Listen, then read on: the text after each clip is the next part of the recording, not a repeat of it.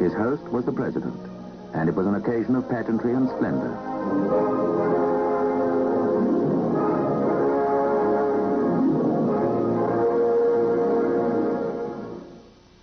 Next day, His Imperial Majesty paid tribute at the memorial of President Lincoln, the man who was the unifier of the nation.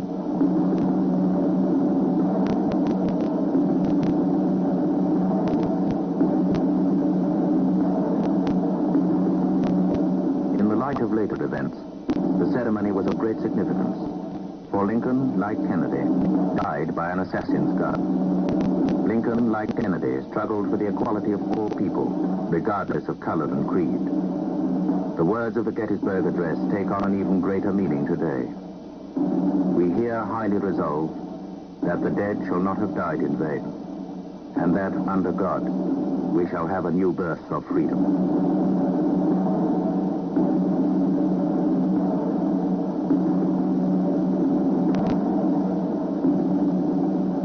The Emperor, Haile Selassie I, in the name of his people, laid a solid silver wreath which will become a permanent part of the memorial. It was wrought from 580 Ethiopian coins. A helicopter of the United States Forces brought President Kennedy to the Woodmont Country Club, where he was to be guest at a state luncheon.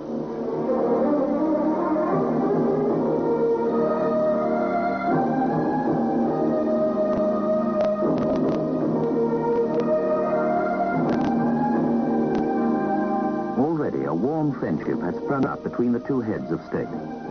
Later that day, they were to meet again, and a joint communique was signed. Before this, however, His Imperial Majesty drove to Georgetown University, where he was to receive an honorary degree.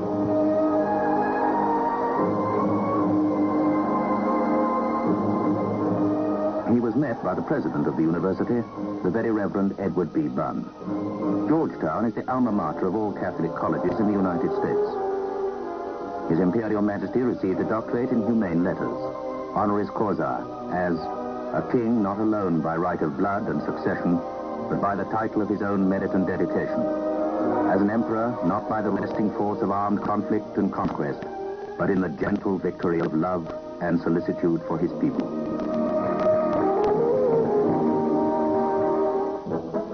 And so to New York, familiar the world over for its towering skyscrapers and tempo of life. New York must easily be the busiest place in the world.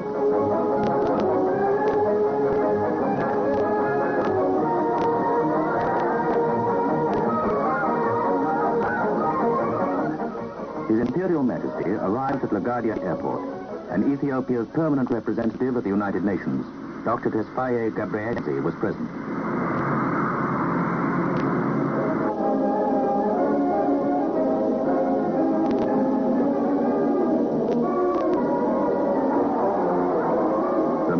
Honorable Robert F. Wagner and Mr. Ardley Stevenson welcomed the Emperor in the name of the city.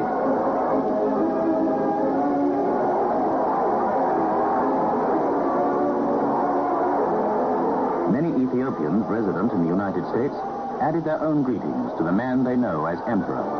And what a reception the city of New York gave him.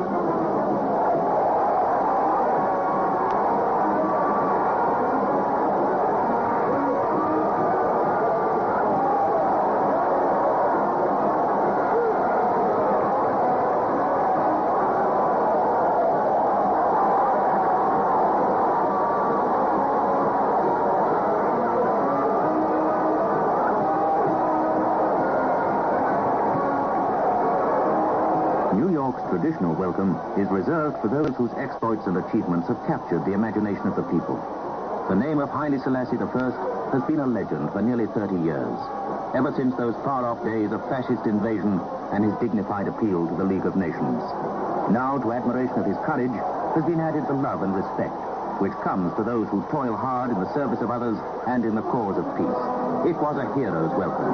All the way down Broadway, from the Battery to the Civic Hall, they cheered him.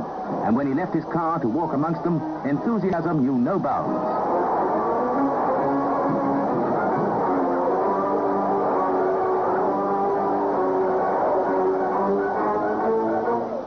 Outside the City Hall, His Imperial Majesty received the keys of the city, the symbolic token of welcome.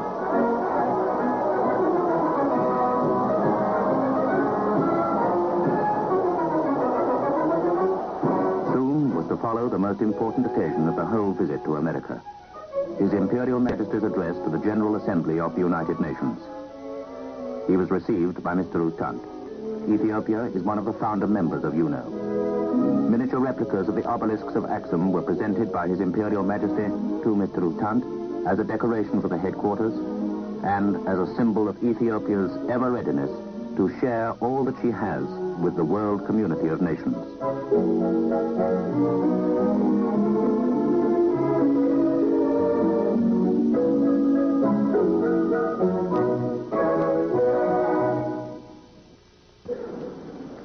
After lunch, the Emperor addressed the General Assembly, and he spoke again to the conscience of the world. 27 years ago, at the League of Nations in Geneva, we spoke of the aggressive invasion of our country and about the peace of the world in general.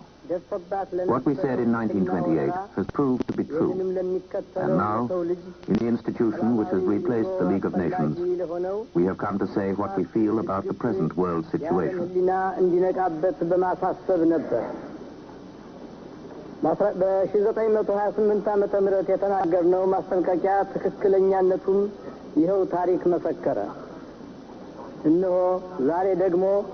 የዚያ በሚያሳፍር አኳኋን የፈረሰው የመንግስታት ማህበር ወራሽ በሆነው የዓለም ድርጅት ፊት ቃላችንን ለማሰማት ቆመናል። ይህ ያውኑ የዓለም ድርጅት እኛ ጀኔቫ ላይ The principle that we stood for then was collective security, and we still maintain the same principle today. We believe that peace can only be obtained when the rights of all nations, whether big or small, are respected. The United Nations, by maintaining the collective security principle, has been working to settle differences by peaceful means rather than by force.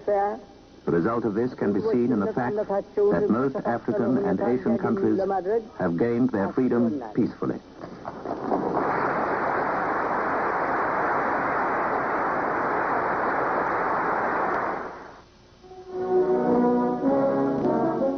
Too soon, the time came to leave the United States and to fly on northwards to Canada. An aircraft of the Royal Canadian Air Force had been provided for the journey by Transport Command. His Imperial Majesty's return to the New World had been a triumphant success. Many affairs of state had been discussed and agreements made of lasting advantage both to America and to Ethiopia. But now, it was farewell.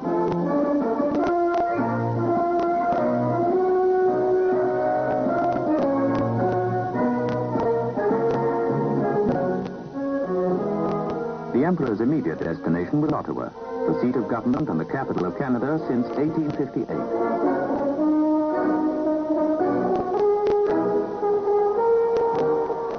His plane arrived at the Uplands Air Force Base.